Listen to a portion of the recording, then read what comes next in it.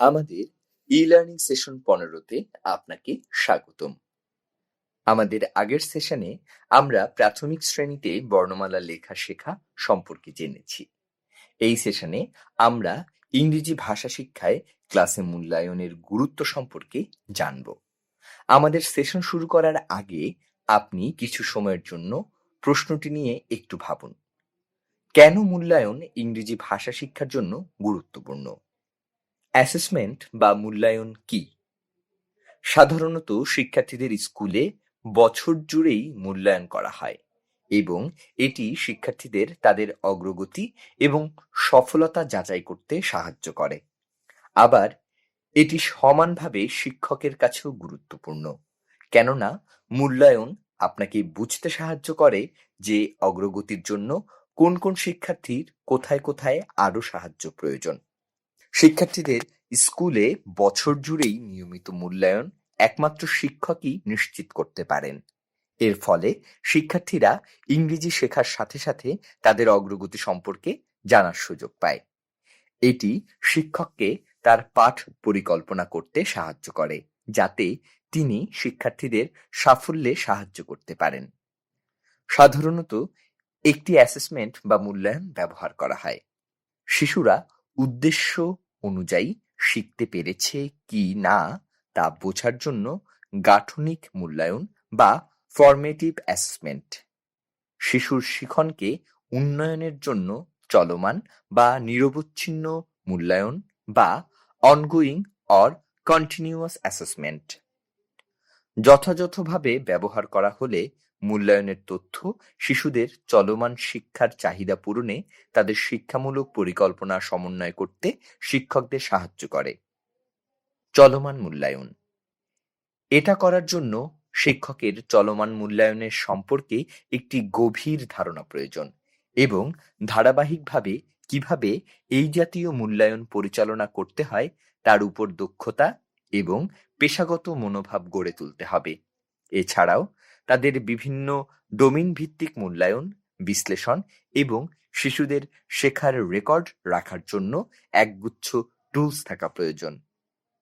The instruments, from test, rubric, etc., that is used to assessment purpose for each outcome is called assessment tool.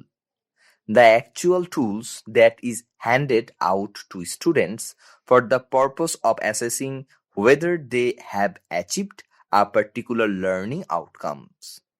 যেসব টুল যেমন form, পরীক্ষা ইত্যাদি প্রতিটি ফলাফলের উদ্দেশ্য মূল্যায়ন করতে ব্যবহৃত হয় তাদেরকে অ্যাসেসমেন্ট টুল বলা হয়। এই মূল্যায়ন টুলগুলোর মাধ্যমে শিক্ষার্থীরা তাদের অর্জিত ফলাফল অর্জন করতে পেরেছে কিনা তা জানতে শিক্ষক ও শিক্ষার্থীকে সহায়তা করে। ভাষা শিক্ষা প্রক্রিয়ায় প্রতিটি দক্ষতাই আলাদাভাবে মূল্যায়ন করা যায়।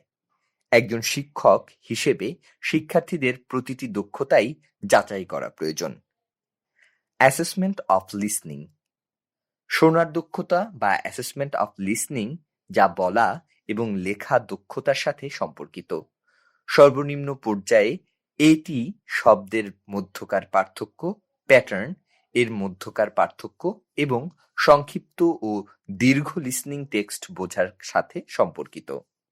এই প্রক্রিয়ায় শিক্ষক জোরে জোরে একটি লিসনিং টেক্সট পড়বেন এবং শিক্ষার্থীরা শিক্ষকের দেয়া প্রশ্নের সুনির্দিষ্ট উত্তর মুখে বলবে বা খাতায় লিখবে। এছাড়া নির্দিষ্ট প্রশ্ন করেও শিক্ষক শিক্ষার্থীদের লিসনিং মূল্যায়ন করতে পারেন, যেমন how are you, what is your name ইত্যাদি। এক্ষেত্রে মুখ্য বিষয় হলো শিক্ষার্থী শুনে তার উত্তর দিতে পারছে কিনা। অ্যাসেসমেন্ট অফ স্পিকিং, এটা শিক্ষার্থীদের বলার দক্ষতা মূল্যায়নের প্রক্রিয়া। মৌখিক কাজের মূল্যায়ন করার সময় একটি চেকলিস্ট সহায়ক হিসেবে ব্যবহার করা প্রয়োজন। এর মধ্যে মূল্যায়নের জন্য নানাবিধ বিষয় থাকবে, যেমন উচ্চারণ, গতি, বিষয়বস্তু, নির্ভুলতা, ফ্লুয়েন্সি ইত্যাদি। সময়ের সাথে সাথে অগ্রগতি দেখতে একই ধরনের মৌখিক উপস্থাপনার জন্য একই চেকলিস্ট ব্যবহার করুন। বলার দক্ষতা মূল্যায়নের জন্য এখানে কিছু ধারণা দেওয়া হলো। রোল প্লে শিক্ষার্থীদের পৃথকভাবে বা একটি দল হিসেবে মূল্যায়ন করতে রোল প্লে অ্যাক্টিভিটির ব্যবহার করা যেতে পারে।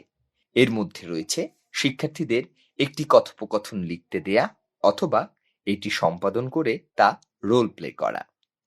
সাক্ষাৎকার বা ইন্টারভিউজ এই ধরনের মূল্যায়ন খুবই সহায়ক যদি আপনার শিক্ষার্থীরা প্রাথমিক পর্যায়ের শিক্ষার্থী হয়। শিক্ষার্থীদের বিষয়বস্তুর জ্ঞান যাচাই করতে অনেকে দৃশ্যমান উপকরণ ব্যবহার করেন। উদাহরণস্বরূপ, শিক্ষার্থীদের পিকচার কার্ড থেকে একটি করে কার্ড বেছে নিতে বলুন এবং তাদের কাছ থেকে সঠিক উত্তর পেতে প্রশ্ন করুন। আপনি শিক্ষার্থীদের ভোকাবুলারি এর ব্যবহার বা বিষয়বস্তুর উপর ভিত্তি করে একজন শিক্ষার্থীকে মূল্যায়ন করতে পারেন। বর্ণনা, ব্যাখ্যা, পুনর্ব্যাখ্যা, অনুচ্ছেদ, সারসংক্ষেপ একটি লিখিত রিপোর্ট বা লেখার সারসংক্ষেপের পরিবর্তে আপনি আপনার শিক্ষার্থীদের ক্লাসের সামনে অথবা শুধুমাত্র আপনাকে প্লটটি পুনরায় বলাতে পারেন। এছাড়া শিক্ষার্থীদের বইয়ের একটি চরিত্র বেছে নিতে এবং তাদের দৃষ্টিকোণ থেকে একটি গল্প বলতে অথবা তাদের প্রিয় অংশ বর্ণনা করতেও বলতে দিতে পারেন।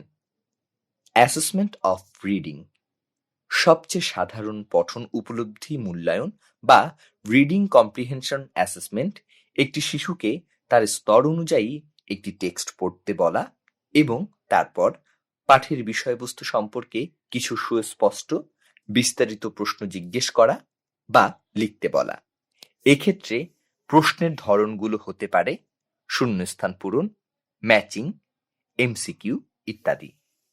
অ্যাসেসমেন্ট অফ রাইটিং শিক্ষার্থীদের লেখা 5টি বিষয়ের উপর মূল্যায়ন করা যেতে পারে: ফ্লুয়েন্সি, ব্যাকরণ, বানান, শব্দভাণ্ডার এবং বিষয়বস্তু রচনা।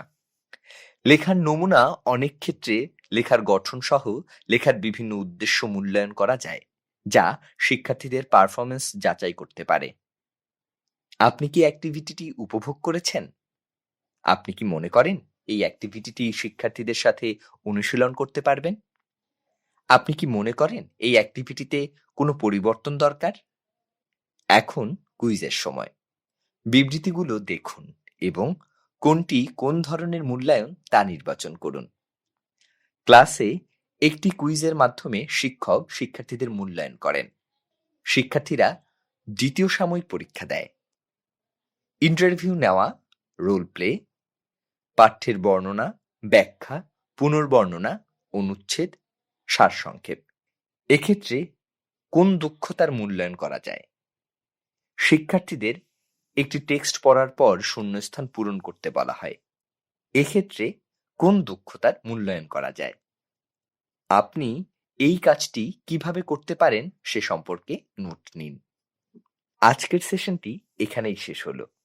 আশা করি আপনি অ্যাসেসমেন্ট এবং এর ব্যবহার সম্পর্কে অনেক কিছু জানতে পেরেছেন, যা ক্লাসে শিক্ষার্থীদের আত্মবিশ্বাসের সাথে ইংরেজি শেখাতে সহায়তা করবে। ধন্যবাদ।